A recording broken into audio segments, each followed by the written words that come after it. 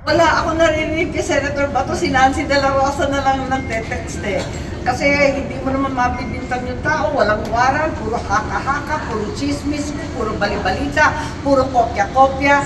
Eh, tinatakot naman talaga siya. Ano ba naman yan? Sanay na sanay yan eh, talagang asawa ng pulis. Pero ganun pa man, takot na takot.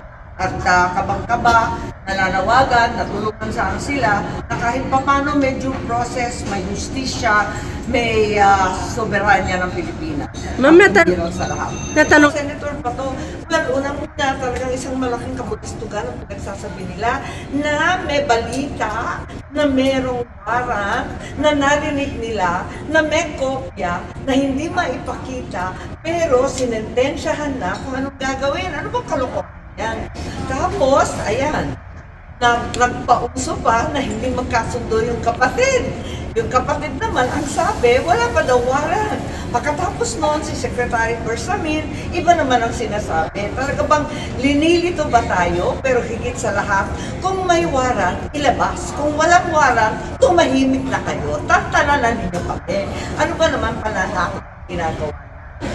First and foremost, ang DOJ, parang nakalimutan ninyo na sinabihan na tayo ng Bongbong Marcos, ang ating presidente, na walang jurisdiction ng ICC dito sa Pilipinas. Di ba sinabi na yon?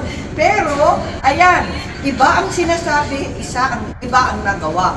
Bakit? Nadampot biga si Presidente Duterte. Kaya eto nga, andito na naman, without any formal request or communication, either from the ICC or the implementing Interpol agency, the DOJ is so eager to resurrect the same illegal mechanism it utilized against the former President Rodrigo Duterte. Let me remind the DOJ, before any Philippine authority can surrender, extradite, kung ano-ano pang mga terminology ang ginagamit para lituin tayo, it must first have lawful custody of that individual. Section 17 of RA 9851, the oft-cited law of the Ombudsman, na hindi ko maintindihan kung bakit yung Ombudsman ngayon ang nakikialam sa mga extradition, merely authorizes the surrender of a person in custody. It does not grant authority to arrest any person na wala namang warrant.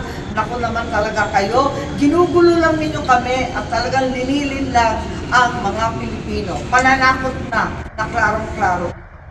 And to construe otherwise would be tantamount to authorizing the extradition arrest for the purpose of delivering a Filipino citizen to a foreign tribunal. Bakit tayo papayag isuko ang Pilipino sa mga dayuhan?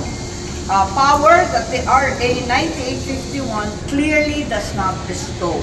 And also, the DOJ must be reminded that clearly under our Constitution, only Philippine courts may issue warrants of arrest, as they alone are vested with the fundamental law, our Constitution with judicial power. No act of cooperation with a foreign entity can supersede the Constitution and the fundamental guarantee of due process and of sovereignty.